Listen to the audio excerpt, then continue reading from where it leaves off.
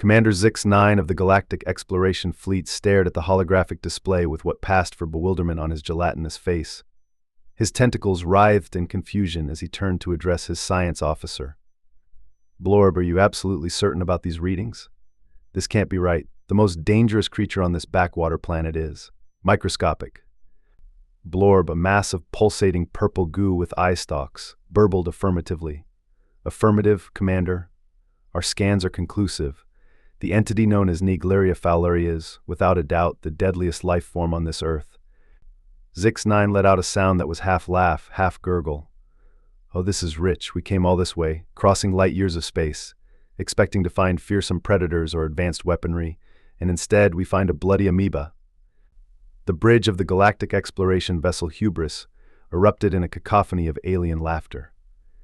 Various species from across the cosmos expressed their mirth in ways that would have driven a human mad with their sheer otherworldliness. Tentacles slapped against gelatinous bodies, mandibles clicked rapidly, and bioluminescent patterns flashed in dizzying sequences. "Well," Zix-9 chortled, his voice dripping with sarcasm, "I suppose we should alert the fleet. Attention all ships, beware the terrifying grain of sand. It might swim up your non-existent nose and eat your brains, if you had any." More laughter filled the bridge. Blorb, ever the serious scientist, attempted to interject. "Commander, while the creature's size may seem insignificant, I must stress that it's—" "Oh, put a tendril in it," Blorb Zix-9 interrupted, still shaking with laughter. "Next you'll be telling me their mightiest warrior is a tardigrade." As the alien crew continued to mock the deadly amoeba, little did they know that their hubris was about to lead them down a path of chaos, destruction, and a grudging respect for the tenacity of Earth's tiniest terrors. Meanwhile, on the surface of Earth, Dr. Emily Chen was having a no-good, very bad day. As the world's leading expert on Naegleria fowleri colloquially known as the brain-eating amoeba, she was used to being the Debbie Downer at pool parties. But today she was about to become the Cassandra of the human race. Emily stared at her computer screen, her eyes wide with disbelief. "Oh, you have got to be kidding me," she muttered, reaching for her phone with one hand, while the other frantically typed an email to her colleagues. "Hey, NASA," she said as soon as the call connected. "Yeah, it's Dr. Chen. You know, the brain-eating amoeba lady. Listen, remember how you guys always joke that if aliens ever invade, you'll call me to bore them to death with amoeba facts? Well, funny story." As Emily explained the situation to an increasingly panicked NASA official, she couldn't help but laugh at the absurdity of it all. Here she was, a scientist who had dedicated her life to studying one of the deadliest organisms on the planet, about to become humanity's first line of defense against an alien invasion. "So let me get this straight," the NASA official said, his voice a mix of confusion and hysteria. "There's an alien ship in orbit, and they're laughing at us because our deadliest creature is microscopic." Emily snorted. "Pretty much. Apparently they scanned the planet and decided that Naegleria fowleri is the most dangerous thing we've got. Which, I mean, they're not wrong, but also, have they not seen Jaws?" The NASA official groaned. "Great, just great. So what do we do? Send you up there to give them a PowerPoint presentation on amoeba facts?" "Actually," Emily said, a mischievous grin spreading across her face, "I have a better idea. But first, I'm going to need a really big water gun and access to every swimming pool in Florida." Back on the galactic exploration vessel Hubris, Commander Zix-9 was in the midst of composing what he considered to be a hilarious message to Galactic High Command. And then he dictated, wheezing with laughter, "We shall conquer their planet armed only with nose plugs and really tiny tweezers." The bridge crew roared with laughter, all except for the ever-stoic Blorb, who continued to monitor the planet's surface with growing concern. Commander Blorb interrupted, his eye stalks quivering with urgency. "I'm detecting unusual activity on the planet's surface. It appears the humans are mobilizing their swimming pools." Zix-9 waved a dismissive tentacle. "Oh, Blorb, you old worrywart. What are they going to do? Splash us to death?" Just then, the ship's communication system crackled to life. A human voice laden with a combination of sarcasm and barely contained glee filled the bridge. "Attention, alien vessel. This is Dr. Emily Chen of Earth. We couldn't help but notice you've taken an interest in our little aquatic friends. How would you like a closer look?" Before Zix-9 could formulate a suitably snarky response, the ship's sensors blared an alarm. Hundreds, no, thousands of small projectiles were hurtling towards the hubris, each one filled with what appeared to be water? Evasive maneuvers, Zix-9 shouted, his gelatinous body jiggling with sudden fear. But it was too late. The water balloons, for that's what they were, burst against the ship's hull, releasing their payload of amoeba-infested water. What followed was a scene of utter chaos that would have made any slapstick comedian proud.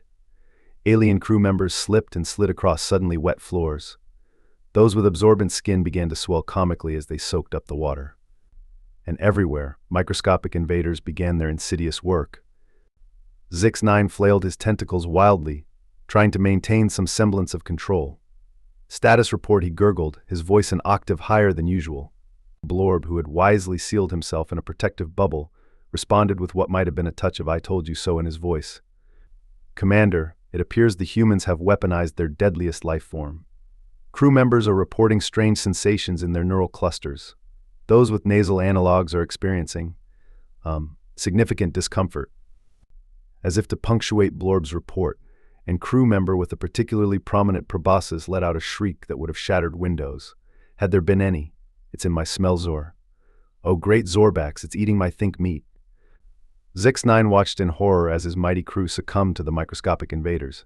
Some began to dance uncontrollably, their motor functions hijacked by the amoeba. Others spouted nonsensical poetry or tried to mate with the ship's computer consoles.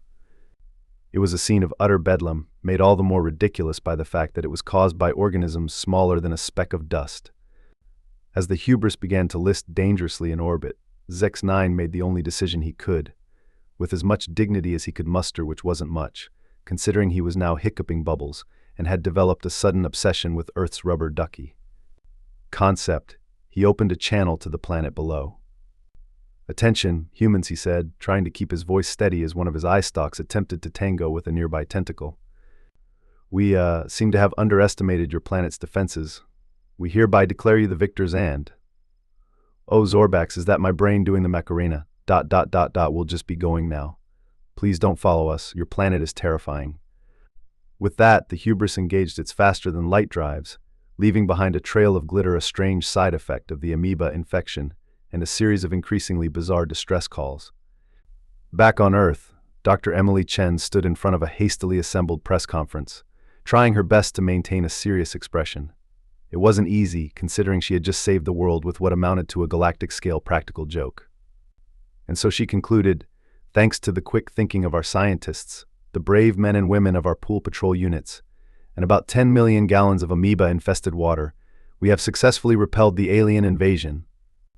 A forest of hands shot up, and Emily braced herself for the barrage of questions. "Dr. Chen, is it true that some of the aliens left believing that rubber ducks are Earth's true overlords?" Emily bit her lip to keep from laughing. "We cannot confirm or deny that at this time." Next question. "Doctor, will we be implementing a new amoeba defense system in light of this event?" "Well," Emily said, a smirk tugging at the corners of her mouth, "let's just say that NASA's budget for really big squirt guns has increased significantly." As the questions continued, ranging from the serious to the utterly absurd, Emily couldn't help but reflect on the sheer ridiculousness of the situation. She had spent years trying to warn people about the dangers of Naegleria fowleri, only to have it become Earth's greatest defensive weapon. Life, she mused, had a strange way of coming full circle, or in this case, full amoeba. In the days that followed, Earth experienced a cultural shift that could only be described as bizarre. Naegleria fowleri, once an obscure and feared microorganism, became an overnight sensation. Plush toy manufacturers couldn't keep up with the demand for cuddly amoeba dolls. T-shirts bearing slogans like "Size doesn't matter, but brain-eating does," and "I survived the amoeba invasion, and all I got was this lousy t-shirt, and maybe a parasitic infection," flew off the shelves. Public pools, once Emily's nemesis in her quest to raise awareness about amoeba safety, now proudly displayed signs reading alien-proofed alongside their no running and no peeing warnings. Hollywood, never one to miss a trend, immediately began production on a series of blockbuster films. Titles like Amoeba-geddon, The Day the Earth Stood Still Because It Was Dizzy from Amoeba Infection in Honey, I Shrunk the Alien Invaders with Deadly Microscopic Earth Creatures, dominated the box office. Even the scientific community wasn't immune to the amoeba mania. Researchers who had previously dismissed Emily's work as niche now clamored to collaborate with her. Grant proposals for studying potential alien-repelling microorganisms flooded in, some more sensible than others. Emily had to gently explain that no, we couldn't train tardigrades to be tiny space marines, no matter how cool that would be.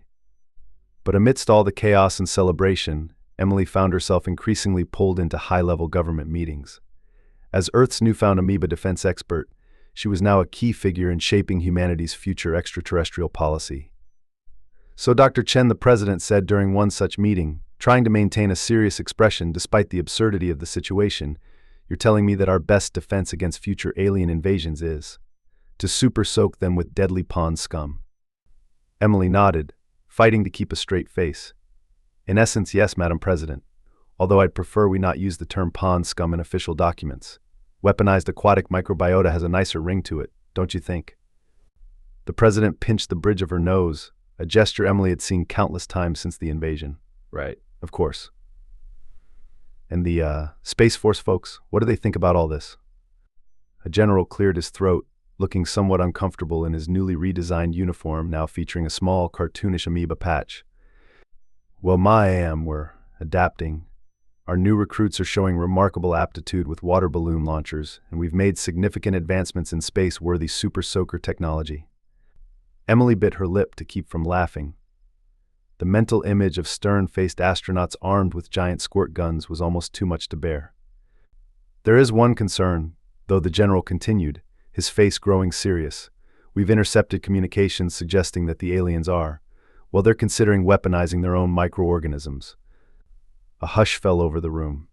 Emily leaned forward, her scientific curiosity piqued. "What kind of microorganisms are we talking about here?" The general hesitated, then said in a voice barely above a whisper, "Space. Probiotics." For a moment, there was silence. Then, like a dam bursting, the room erupted in laughter. Even the normally stoic Secret Service agents were doubled over, their earpieces crackling with the sounds of their off-site colleagues losing it. As Emily wiped tears of mirth from her eyes, she couldn't help but think that perhaps this was the universe's way of teaching humanity a lesson. In the face of the vast, often terrifying unknown of space, sometimes the best defense was a good sense of humor. And a really, really small organism with a big appetite. Months passed, and life on Earth settled into a new normal. The initial fervor of the Amoeba craze had died down, replaced by a sort of bemused acceptance of humanity's new role in the galaxy.